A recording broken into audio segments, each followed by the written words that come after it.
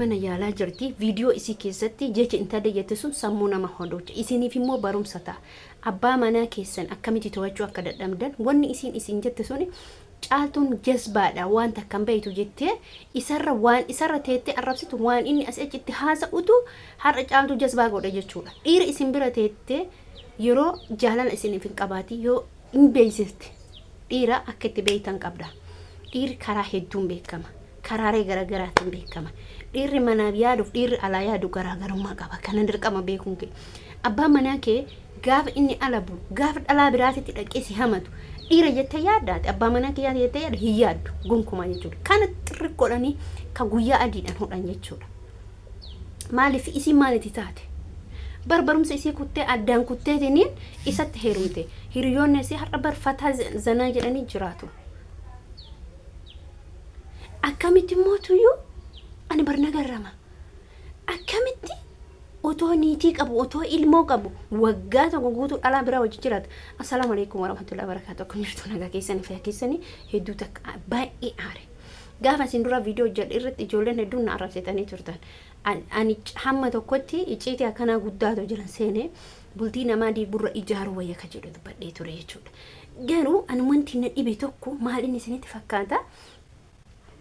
akkamitti intalli sun afaan isiitirraa fudhattee caaltuun jazbaa maaliif jette dhugaadha anuu hin jedhaan maaliif hin to'anne abbaa manaa isii eessa oolta eessa bulta maa hin jenneen bargizee tokko gaafa laanan sayidoon amma gaaf kaan ayyuutu mee miti dhuguma funyaan qabanii deemuu dhiira jechuudha qorannoo keessa galchuu qabdi inni kan igdiin tokkoon qabaanne maal alaa godha inni akkamitti dhiira ta'e haadha manaa isaa hangafaati niitii biraatitti haasa'a dubartii biraatitti dhaqee maaza bar hiciitiin amma yeroo nama harkaa baya hin jira barkaraa hedduun si harkaa baya otoon beekin haasofta otoon niyyatiin haasofta isiin sun amma dheengadda akkatti irkatteet zanaa jetteet haasofte maaliif isinitti fakkaata otoon beekin harkaa baate hin mootuyyuu jechuudha shamarran teenya ka biyya keessa jirtan ka biyya ambaa jirtanillee abbaa manaa keessa yoo biyya ambaa ka jiraatu ta'e biyyatti tooyachuu qabda akkamitti toota maatiin kee hordofuu qaba ufi ijaan argituu miti maatiin kee waan inni keessa bulu hordofuu qaba ka biyya keessa jirtan immoo inni maal ala soqa ala bula otoo niitii qabu maal jetti inumaayyuu muktaar yoo manaa bayu yoo suuqii dhaqu hangana dubbisutti malee hin deemu jetti an odoo isa ka duraanii yoo isii miidhe jaalalleen isii duraanii yoo isii miidhe muktaari tara baafatti caaltu dhiirsa caaltuu fudhatti maal jechuudha maa innuu akkamitti yaada akkamitti akka intala kana fuudhe hin beeku an dhugaa rabbii sin jedha dura muktaariif dubbachaa turantu amma garuu jechuudha ganaadha shamarran hundinuu warroonni dhokatan kun hundinuu jechuudha takkaan jaarsa qabu warroonni dhiirotaa kun dubartii bakka biraatti qabu garuu intala san gaafsan dogongorri caaltuun hojjette balbala qolloftee biyyee isii nyaachisuu didde balbala akkatti qollofattee qulfii fudhattee seensiftee qulfii harkaa fudhattee inuun dhoofneyyuu garuu hedduu dhayaa dhooftee caaltuun harkise fayyaa ta'e argatu qosh baga dhoofte akkasitti isii luqqisuun suni caafidha gin immootu maatiin kiyya dhageenne warri kiyya dhageenne akkana akkasi haga jettu san ati jechuudha ana barna ajaa'ibdee jirti wallaahi lazee na ajaa'ibdee jirti intalli sun na ajaa'ibdee jirti otoo inni na wajji jiraatu baate otoo isaa wajji jaarsaaf jaartii ta'uu baanne akkamitti as keessa taa'a maalkiyatu eda duraan baadiyyaa turte jechuudha isii duraanuu baadiyyaa turte amma tarii magaalaa keessa jiraatti kiraa mana isa kafalaa wacii isa danda'am caaltuun himmootuyyuu muktaar maaltu akka duraanitti irraa hir'ate uffanni isii hir'ate nyaanni mana keessaa uffanni mana keessa wantoota hedduutu jira ulagaaleen mana keessatti guutattu dubartii kuni gaaf hir'atu maaliif hin dubbanne eessa oolte eessa bulta maaliif hin jenne handaara maaliif bula inni ilmoo qaba niitii qaba akkamitti dhalaa harka qabatee deema akkamitti dhalaa wajjin taa'ee maastikaa nyaata akkamitti dhalaa wajjin mana nyaataa seena barkuni taarika waan hedduu waan qaanii guddaadhayyuu ufii magaalaa tokko keessa jiraatan ufii ka isaan jiraatan jiruu raaha fata dhagaa karaan isii bule isillee bule mucattii takkatu boo'ee natti himate wallaahi billaahi kinoo sa'aatii asiraa kana obboleeyyan kiyya abbaa manaa kiyya narratti fuudhe jette abbaa manaa kiyya narratti fuudhellee wajjin halaalan godhanne inni ani biyya arabaa jira isii biyyatti hojii jiraataa turanii amma kaatee gara magaalaa dhufti haalan inni keessa ture haalama amma caaltu haalama Muktaariif intala tanaati jette viidiyoo naa dubbattee jirti jechuudha. Ani wanti na ajaa'ibe tokko jira. Ergumaan kana uumuu hedee maatiin gayatee himatee maaliif hin fuune maaltu dhoysaa fide. Silaa shari'aa jedhanii hanga afuriitii jedhan. Kanaafuu yommuu amma maaltu cinqiin fide tumaa fide ulee fide.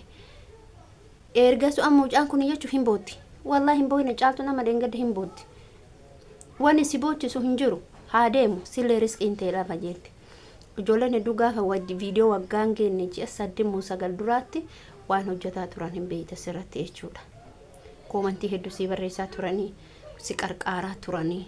yaada isaaniitiin waanuma ta'e illee ta'u yaada illee ta'u waan biraati illee si qarqaaraa turan ijoolleen hedduu hin beekan information isaa. Kanaaf namni kaleessa si jaalatu har'allee si jaalata. Namni kaleessa jibbu har'allee si jibba. Inni immoo jechuudha. Amma yaani isa ergetti seene irraan deebi'uu ta'uu danda'a hin beekamu. Erga nikaa godhatanii jarri ama wajji jiraatuu qabu. Erga saniiyyuu isii bira bula malee bakka biraa bulaan jiru. Isii wajji jiraataa jira. Isii wajji galaa jira. Isiin immoo dhukkubee mana yaalaa jirti. Erguman oolle xirri goote erguman oolle jechuudha.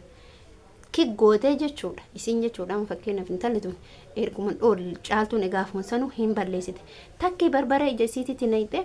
takki barbaree yookiin immoo harkaa luka isii hiite hanga isiin inni sadii rabbi qabuun isii gadhiisutti maalinnatii fi intala san gadhiifti. Maal hidhin hiriyoota isii fidatte afaan isii hiite harki isii hiite luka isii hiite mootaariin sagalee waraabsisanii itti bilbilanii heetu amma intala tana hiiku bakka hiiku sadii rabbi qabuun hiiku jechuun sila akkasi